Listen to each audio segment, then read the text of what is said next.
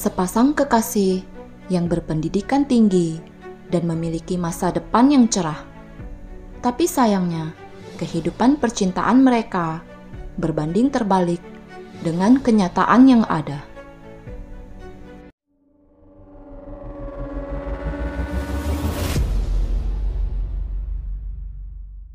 It's Jejelisius Storytime. Halo teman-teman, gimana kabar kalian semua? Semoga sehat dan bahagia selalu ya. Di video kali ini, JST akan menceritakan sebuah kasus yang berasal dari negara Cina. Seperti apakah kasusnya? Yuk kita mulai. Pada tanggal 26 Agustus 2005, sebuah pesawat dengan nomor penerbangan UA835 yang berasal dari Chicago, Amerika Serikat, mendarat di Bandara Pudong di Shanghai, Cina. Saat itu para penumpang sedang menuju ke bagian imigrasi untuk dilakukan pengecekan seperti biasanya. Pihak imigrasi mendapati ada seorang pria pendek kurus yang kelihatan sedikit gugup. Dia mengaku bernama Hele, seperti juga yang tertulis di paspornya. Karena curiga, mereka pun melakukan pengecekan yang ternyata diketahui bahwa paspornya tersebut telah dipalsukan. Setelah melakukan pengamatan lebih jauh, diketahui bahwa ternyata orang tersebut adalah seorang wanita. Dia pun segera ditahan oleh pihak imigrasi dan kemudian dilaporkan kepada pihak kepolisian untuk dilakukan penyelidikan lebih lanjut. Penumpang tersebut aslinya bernama Chen Tanlei, seorang mahasiswi yang sedang belajar di Amerika Serikat. Dia mengatakan bahwa dikarenakan ibunya yang sedang sakit parah, maka dia pun berencana untuk segera pulang ke Cina. Dikarenakan paspornya hilang, sehingga dia pun meminjam paspor temannya yang bernama Hele. Tapi polisi berhasil mengetahui tentang kebohongannya. Ternyata, dia dan Hele adalah sepasang suami istri dan juga sebenarnya ibunya telah lama meninggal dunia. Suaminya Hele berasal dari kota Shanghai sehingga orang tuanya pun segera datang untuk menemui Tanlei untuk menanyakan kabar anak mereka. Tanlei mengatakan bahwa Hele baik-baik saja dan menolak menjawab pertanyaan lainnya. Orang tua Hele pun merasa khawatir akan keberadaan dan keselamatan anaknya. Beberapa hari kemudian, pada tanggal 30 Agustus sore, kepolisian di Lafayette, Indiana, Amerika Serikat menemukan 4 kantong sampah yang berisi jasad manusia di dalam sebuah mobil yang ditinggalkan di parkiran. Jasad tersebut berhasil diidentifikasi keesokan harinya sebagai suami Tanlei yang bernama Hele, yang saat itu berstatus sebagai mahasiswa di Amerika Serikat. Pihak kepolisian kemudian mengabarkan informasi tersebut ke negara asalnya, Cina, tentang kematian Hele dan soal menghilangnya istrinya yang bernama Tanlei. Tanlei pun tidak bisa mengelak dan mengakui segala perbuatannya. Ternyata, seminggu sebelum tiba di Cina, Tanlei telah menghabisi suaminya di rumah mereka di Amerika Serikat dengan menyarangkan sebutir peluru ke tubuhnya. Sebelum pergi ke Amerika Serikat, mereka berdua bersekolah di Tsinghua University di kota Beijing dan menikah di Cina, kemudian melanjutkan pendidikannya di Amerika Serikat. Mereka sepertinya memiliki masa depan yang cerah, kehidupan pernikahan yang harmonis, tapi semuanya berubah hanya dalam semalam. Tidak ada kekerasan dalam rumah tangga, juga tidak ada perselingkuhan. Masalah apa sebenarnya yang telah memicu terjadinya tragedi tersebut? Apa yang terjadi di antara mereka berdua? Lahir di kota Chengdu di Sichuan pada tahun 1977. Sejak kecil, Chen Tanlei adalah seorang anak yang pandai dan sangat menonjol dalam pelajaran sekolah. Tapi berbanding terbalik dengan kepandaiannya, dia tumbuh menjadi seorang anak yang pendiam, lebih senang mengurung diri, dan menghabiskan waktunya hanya untuk belajar. Di sekolah dia dikenal sebagai anak yang tomboy, dengan rambutnya yang pendek, berkacamata, dan hampir jarang mengenakan pakaian wanita. Jarang mengikuti pelajaran ekstrakurikuler, dan hanya memiliki sedikit teman saja. Pada tahun 1995, dia menempati ranking kelima saat mengikuti ujian masuk ke Universitas Tsinghua di kota Sichuan. Dengan tinggi badan 155 cm, dia lebih kelihatan sebagai seorang kutu buku yang cerdas. Dikarenakan dia tidak memiliki penampilan yang menarik ataupun bakat lain yang luar biasa, sehingga dia menjadi minder dan introvert serta tidak menyukai aktivitas kelompok, walaupun sebenarnya dia dapat berkomunikasi dengan orang lain tanpa kendala sama sekali. Dia pernah terpilih sebagai ketua kelas, tapi kemudian dia berhenti karena tidak bisa bersosialisasi dengan teman sekelasnya. Pada awal tahun 1998, saat sedang mengikuti pelajaran, dia secara tidak sengaja menemukan sebuah pena yang terjatuh di lantai. Kemudian dia melihat ada seorang pria yang sedang mencari pena tersebut. Tan Lei pun mengembalikan pena tersebut kepadanya. Pria tersebut adalah He Lei. Mereka kemudian berkenalan dan menjadi teman. He Lei adalah seorang mahasiswa yang berprestasi, yang pandai bersosialisasi, memiliki antusiasme yang tinggi, periang, dan memiliki banyak teman.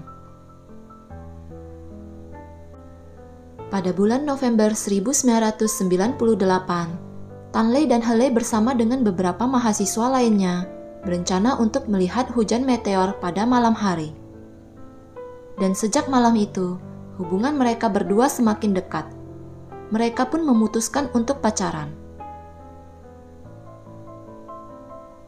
Menurut cerita teman sekamarnya He Lei, dia tidak pernah melihat He Lei mengantar pacarnya balik ke asramanya. Tan Lei lah yang biasanya menunggu dan menjemput He Lei di asrama pria dan kemudian akan mengantarnya kembali ke sana. Barulah dia berjalan balik sendirian menuju ke kamarnya di asrama wanita. Hal ini tentu saja tidak lazim dan bertolak belakang dengan pasangan lain pada umumnya. Teman He Lei sering bertanya tentang hubungannya dengan Tan Lei. Ketika ditanya oleh teman-temannya tentang hubungannya dengan Tan Lei, He Lei awalnya enggan menjawabnya. Setelah sering didesak, barulah dia mengakuinya. Pada saat itu, terjadi perubahan besar pada keluarga Tan Lei. Tan Lei yang selama ini selalu tinggal berdua dengan ibunya, sehingga dia merasa terpukul sekali ketika ibunya meninggal dunia. Tan Lei pun menjadi seorang yang berperilaku impulsif. Suatu ketika di tahun 2000, ketika guru pembimbingnya mengajari Tan Lei tentang cara membuat skripsi untuk kelulusan, Tan Lei yang pendiam tiba-tiba marah dan berteriak kepada gurunya, di mana hal tersebut disaksikan oleh banyak orang.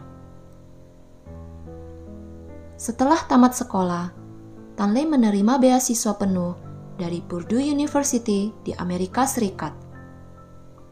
Tentu saja hal itu merupakan kabar yang sangat bagus untuknya, di mana dia bisa melanjutkan sekolahnya di luar negeri. Pada bulan Januari tahun 2001, dia pun berangkat ke Amerika Serikat, melanjutkan kuliahnya di sana.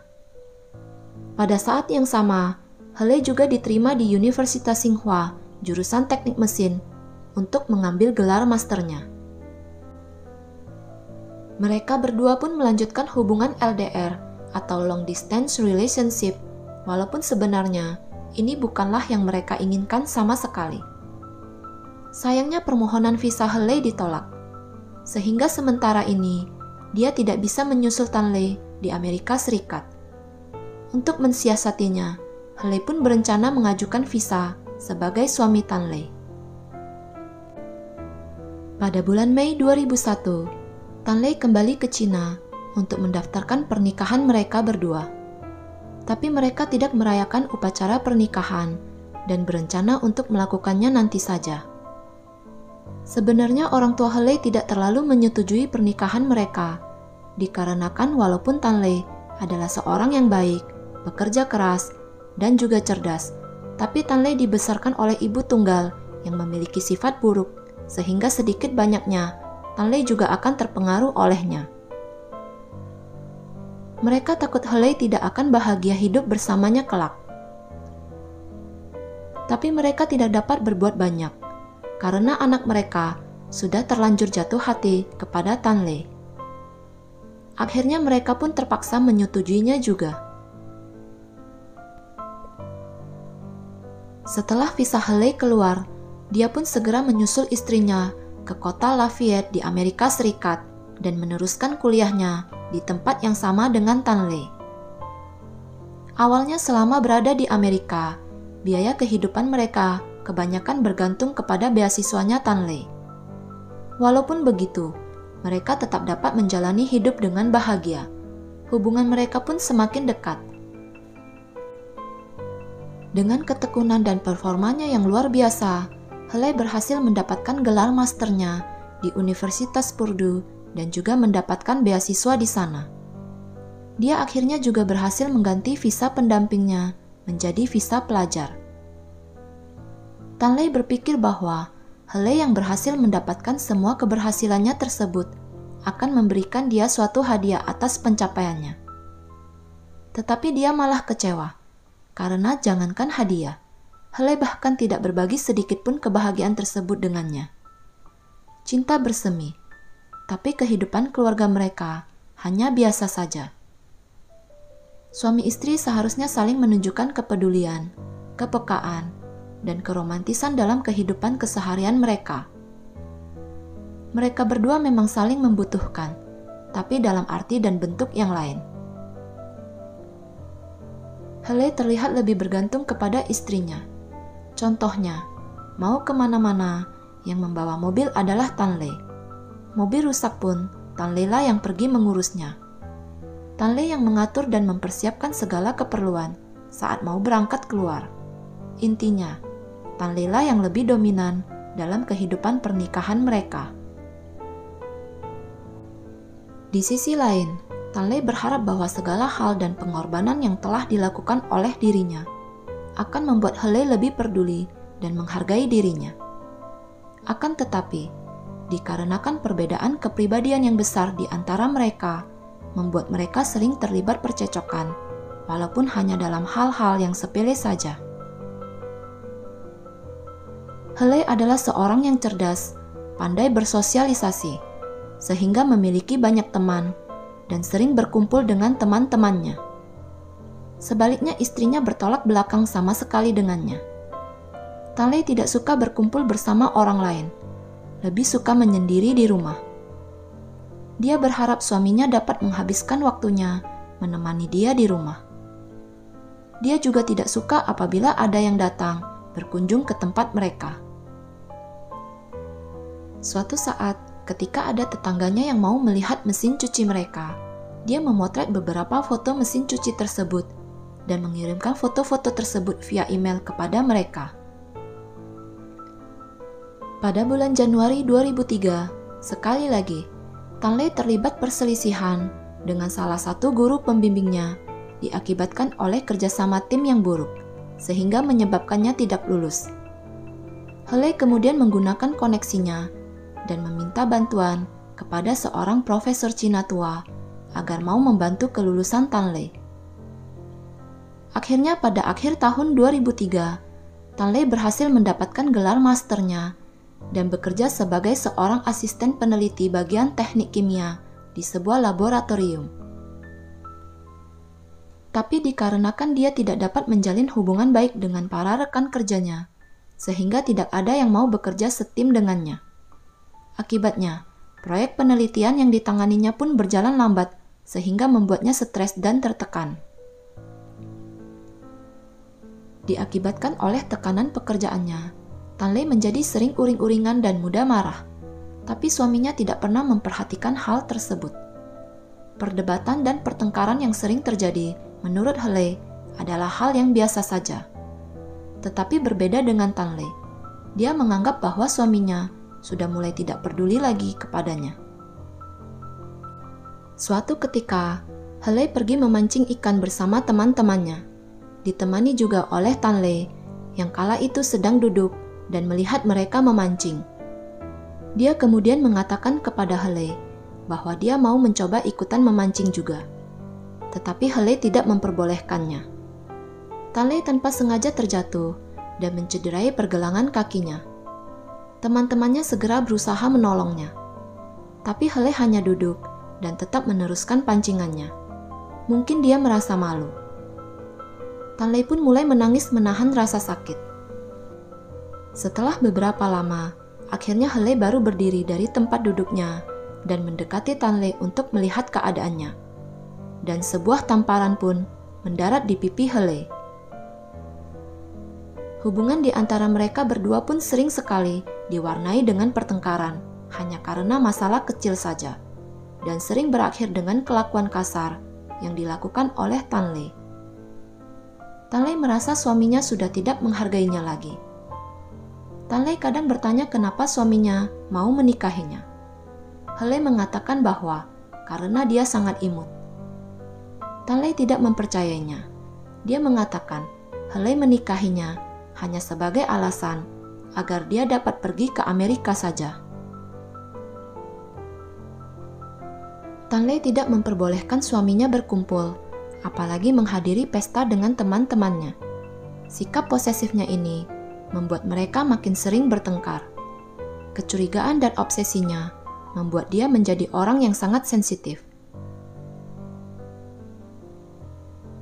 Tanggal 2 Agustus 2004, tengah malam, sekitar jam 1:51, Haley menulis sebuah surat yang diberi judul 8 Jaminan, di mana di dalamnya tertulis antara lain, "Saya, Haley, tidak akan pernah menceraikan Tanley selamanya, tidak akan memperlakukannya dengan buruk, tidak akan membuatnya marah, akan patuh kepadanya, tidak akan balik ke Cina, tidak akan berteman dengan orang jahat, tidak akan macam-macam dengan wanita lain, sentuhan secara fisik tidak diperbolehkan, tidak akan menyukai wanita lain."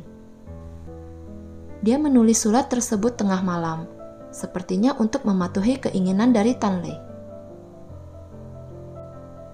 Pada saat hari Natal tahun 2004, terjadi pertengkaran di mana Tanley yang tidak dapat mengontrol emosinya mencederai bahu Haley dengan sebuah pisau dapur. Haley pun dibawa ke rumah sakit untuk mendapatkan perawatan. Dokter yang merawatnya mencurigai 2 luka yang dialami Haley, sehingga dia pun melaporkan hal tersebut kepada pihak kepolisian.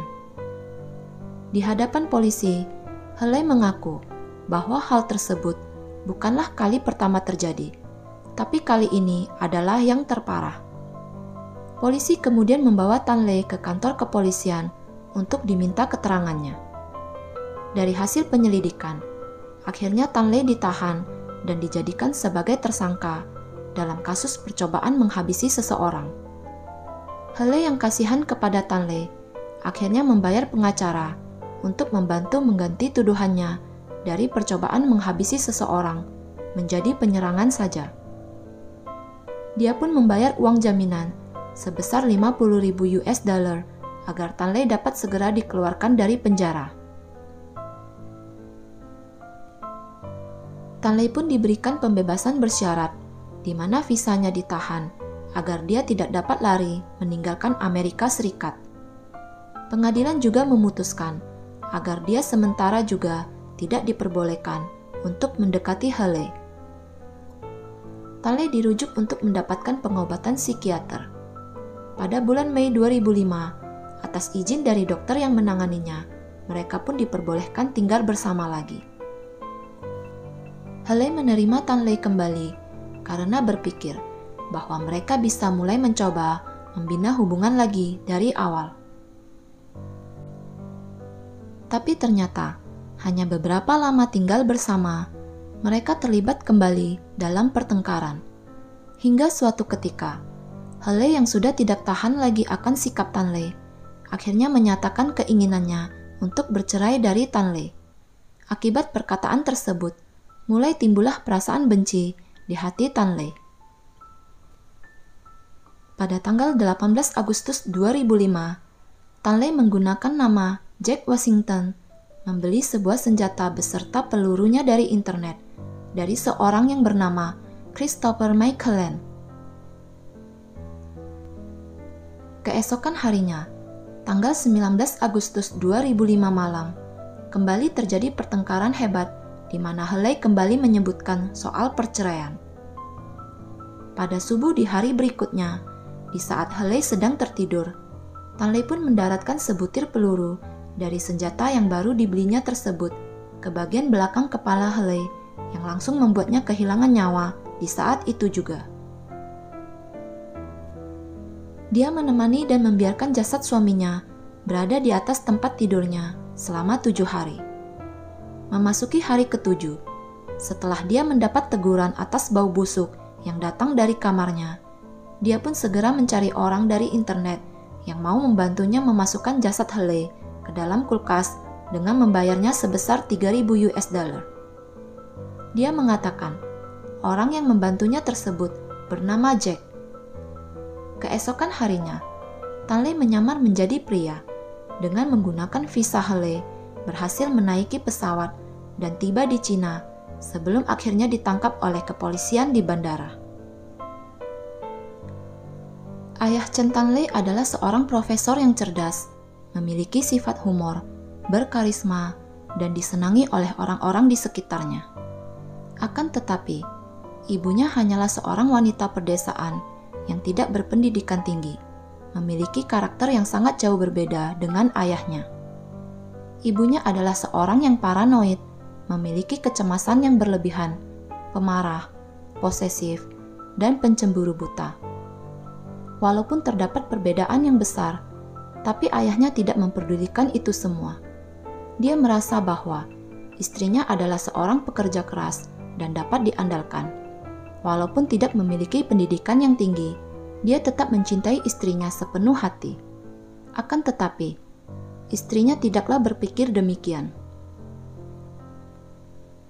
Dikarenakan perbedaan di antara mereka yang begitu jauh, dia selalu merasa bahwa suaminya banyak disukai oleh orang, terutama para wanita di luar sana, yang lebih sepadan dengannya, baik dari segi pendidikan maupun penampilan. Oleh karena itu, dia pun mulai mengawasi suaminya, bahkan mengontrol segala kegiatan suaminya tersebut. Konflik pun sering terjadi. Semakin hari, semakin tajam. Lama-kelamaan, suaminya pun muak dan tidak tahan terhadap sikap dan perlakuannya. Akhirnya dia pun menceraikan istrinya dan pergi meninggalkannya. Ibunya pun akhirnya meninggal dunia akibat depresi ditinggal pergi oleh suaminya. Tanley yang hidup dengan mereka sejak kecil, tentu saja hal tersebut sangat mempengaruhinya secara mental. Walaupun dia mewarisi kecerdasan dan keuletan ayahnya dalam belajar, dan bahkan bertekad untuk tidak akan mengalami nasib yang sama seperti ibunya kelak. Tapi sayangnya, disadari maupun tidak, yang menjadi masalah utamanya adalah Tanley juga mewarisi semua sifat dan karakter ibunya. Proses ekstradisi tidak dilakukan oleh pemerintah Cina, tapi mereka berjanji untuk mengadakan persidangan yang adil dan terbuka, serta memberikan jaminan akan memberikan kerjasama penuh kepada Amerika Serikat. Sehingga sidang terhadap Tanley pun diadakan di negara Cina.